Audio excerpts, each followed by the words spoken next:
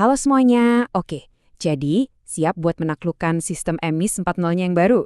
Tenang, dalam beberapa menit ke depan, kita bakal bedah tuntas menu-menunya supaya Anda semua bisa pakainya dengan lebih pede.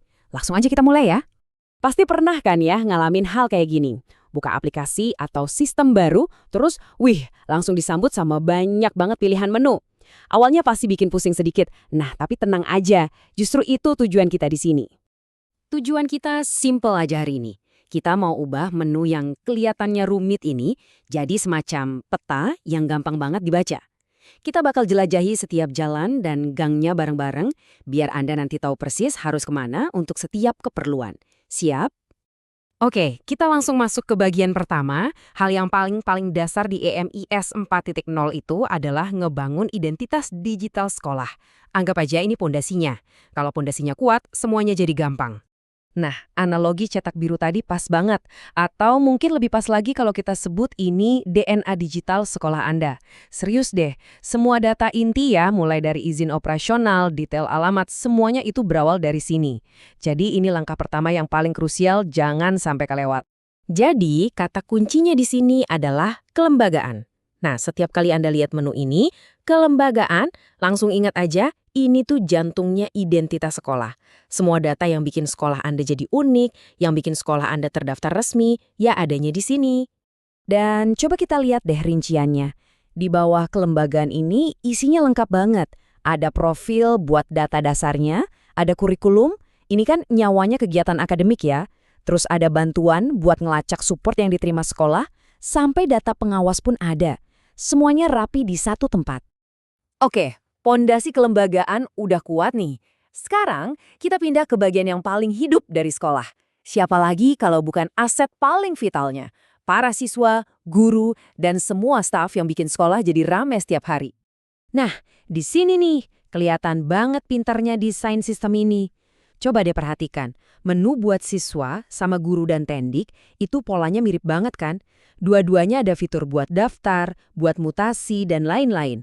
Konsistensi kayak gini nih yang bikin kita jadi lebih cepat belajarnya, lebih intuitif pakainya. Oke, dari data orang-orangnya sekarang kita geser ke dapurnya sekolah. Maksudnya? Ya, kita lihat alat-alat buat ngelola operasional sehari-hari. Ini mencakup semua loh, dari yang fisik kayak gedung sampai kegiatan akademiknya. Kita mulai dari yang kelihatan mata dulu ya, di menu sarana prasarana. Nah, ini tempatnya buat ngelacak semua aset fisik.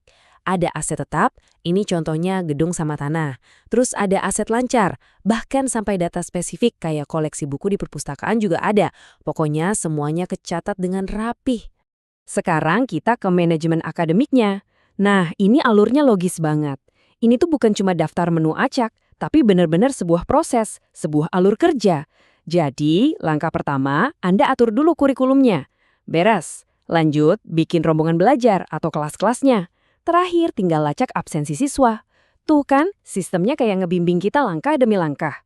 Oke, bayangin deh, semua data udah kita masukin. Data institusi, data orang, data operasional, semuanya udah ada. Tapi, pertanyaannya, gimana kita bisa yakin kalau data itu 100% akurat dan valid? Nah, disinilah pahlawannya muncul. Menu buat pemantauan dan konfirmasi. Dan yang paling penting, ya, alat monitoring dan konfirmasi ini bukan sekedar fitur tambahan. Bukan, ini bagian inti dari sistem. Artinya apa? Artinya Anda nggak perlu lagi repot-repot ekspor data ke Excel atau pakai aplikasi lain buat ngecek ulang. Semua proses validasi bisa dilakukan di sini, di satu tempat. Praktis banget. Nah, ini nih, bisa dibilang checklistnya. Jelas banget kan? Semua kategori utama yang tadi kita bahas, mulai dari kelembagaan, sarana-prasarana, siswa, sampai guru dan tendik, semuanya butuh centang konfirmasi di akhir. Ini tuh semacam gerbang pengaman terakhir, buat mastiin semua data benar-benar valid. Jadi, kalau kita tarik kesimpulan, inilah inti dari semua pembaruan ini. Kekuatan utama EMIS 4.0 itu ya kemampuannya menyatukan semua potongan puzzle data yang tadinya mungkin berceceran. Semuanya disatukan jadi satu gambaran utuh yang solid. Jadi ini bukan lagi sekedar masukin data, tapi benar-benar ngebangun sebuah gambaran besar yang lengkap. Oke, sebagai penutup, saya mau kasih satu pertanyaan buat kita renungkan bareng-bareng. Coba bayangkan, dengan semua informasi yang akurat dan terhubung ini ada di ujung jari kita, kira-kira keputusan strategis apa sih yang bisa kita buat jadi jauh lebih baik? Pikirkan dampaknya deh, buat perencanaan, buat alokasi sumber daya, dan yang terpenting, buat ningkatin kualitas pendidikan di sekolah kita. Oke, sekian dulu pembahasan kita kali ini. Terima kasih banyak.